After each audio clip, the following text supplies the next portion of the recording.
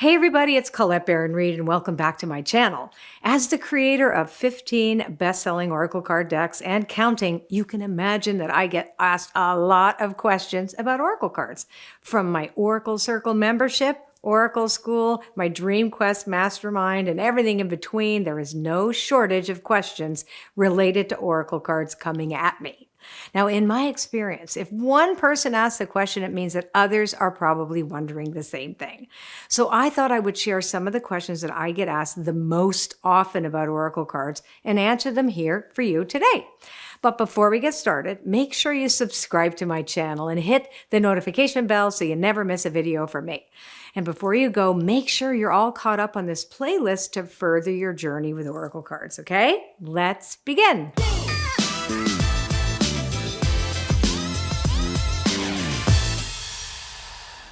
The first question everybody always asks is, as a beginner, which Oracle card deck should I use? This one. This is called Wisdom of the Oracle, and it's the deck that I teach with. So I have two courses, well, actually tons of courses, but Oracle Cards 101, which is a beginner course, is all based on Wisdom of the Oracle. And my school, Oracle School, we begin with Wisdom of the Oracle. So it's a fantastic deck for a beginner because it's so well defined with essential messages, prosperity messages, relationship messages, and then when a card comes in reverse, you have the protection message. So it's really easy to learn from. Now, the second question is, can anyone use Oracle cards, or is it only for spiritual people? That's an interesting question because anyone can use Oracle cards. They're cards. Anybody can open a box, look at the guidebook, and read what it means. So you don't need to be particularly spiritual in order to use the deck, but I say that all of us are spiritual, whether we know it or not. We are spirit first, human second anyway. So something uncanny is going to happen.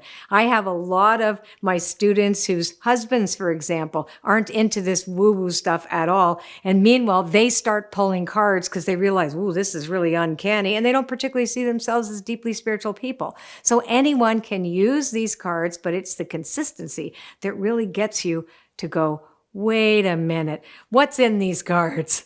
So I would say anybody can use them. Question number 3, is there a special meaning if a card falls out sideways? Well, I would say yes. I call that a jumper card. So if the card kind of falls out, then we go, let's put that card to the side because that's going to give us more clarity or more meaning on what we're actually going to pull here. So I always take it aside. It's called a jumper card, put it there, and then add it to the cards that I pull to answer the question I'm asking.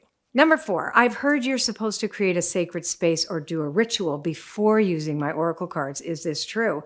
So is it true? Could it be true? Maybe yes and no. So when I first started working with Oracle cards as part of my spiritual practice, I absolutely created a very special ritual around it where I would pray and meditate, put out the cards, have them on my altar, etc. So there was definitely a very deep spiritual sacred quality between my personal use for me and the use that I had when I did readings for other people. That's changed for me over time. So I still have my altar. I'll put the card on the altar, especially if I get one that comes often.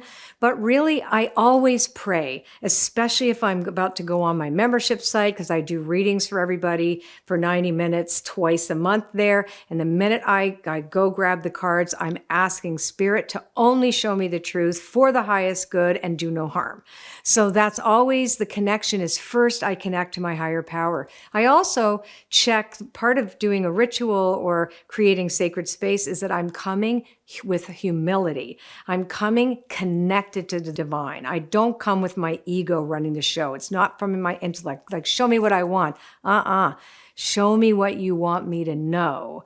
It's always asking for that conscious contact. So whatever that means to you to create that sacred space, sometimes I just tap the deck with 2 fingers and then blow on it. But I always do make the contact first to my higher power. I never touch my cards unless I do that first. So however you want to do that, make that your own. It's really personal. Now let's look at question number 5. What do you do when cards drawn don't resonate at all? Can I pull again?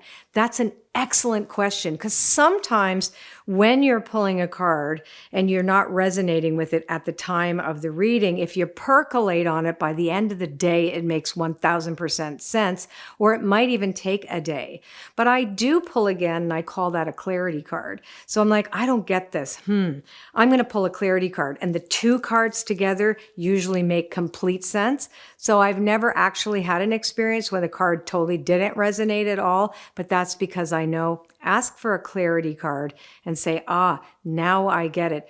And then pray on it and just say, okay, I'm going to surrender this to the divine. Show me what this matches in my life. Sometimes also when you draw a card that doesn't resonate with you, it's actually talking about your partner, or it's talking about somebody that's really close to you, because the dominant energy around you may be the most important thing you need to take a look at, because you're like, oh, this has nothing to do with me. Oh, so you ask yourself, what does this reflect in my life? That's always, it's about the questions you ask. And sometimes it's like, wait, that's not for me. That's for Mark. So really, you just have to get to know the cards better. The more you work with them, you'll start to see the card that doesn't resonate, may not resonate exactly. Choose the clarity card or ask, well, if it's not mine, what in my environment does this reflect? Now, the question number 6, can I combine oracle cards with other divination tools like the tarot or crystals? 1000% correct. I put my oracle cards with everything. I love them with runes. I ask for second opinions. Sometimes I'll take my runes out, or I'll take my tarot deck, and and crystals for me, they're living things. I have relationships with my crystals. I've named most of them in my house. They have personalities. So I don't particularly put a card with a crystal unless I'm using the crystal deck, in which case I will actually use the crystals that are in my office or my altar, etc. So you can do whatever works for you. I really believe that. It's so personal. Okay, number 7. Are reversed cards bad? Oh, there's so much superstition around the reverse cards. And I do think when I go back to my early days of working with the tarot, for example, with my clients, because I've been doing this work for over 35 years full time now, and I think of some of their reactions when they see the card upside down and like, well, and then you have this kind of like obstacles or swords or things like that. So people have developed this, it must be bad if it's upside down, and it isn't. Now, in my decks, again, I can only speak for my oracle card decks, is there are no bad cards. When my cards are read reversed, it means, first of all, I didn't have enough space on all the cards to make all the meanings, so we have to have one upside down. But the upside down ones are called protection messages or alignment messages. And what they mean is they're helping you avoid making a mistake or choosing something that isn't in your highest good. Or they will reflect the choice that you made that took you off track to put you back on track. So I love when my cards are reversed, because they're asking me like, ooh, time to regroup.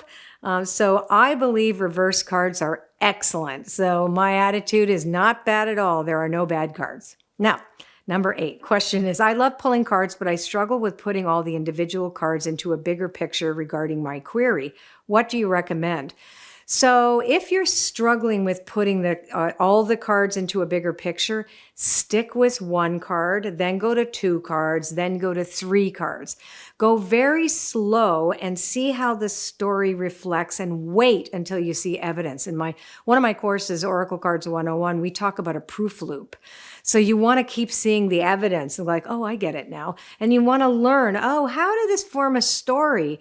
I get it. And then you need to also know too, what position did you pull the card for? It's a little bit more advanced. So I would just say to you, start with 1, go to 2, then go to 3. And then you'll really get the hang of, oh, I get it, how these things have relationships with the other.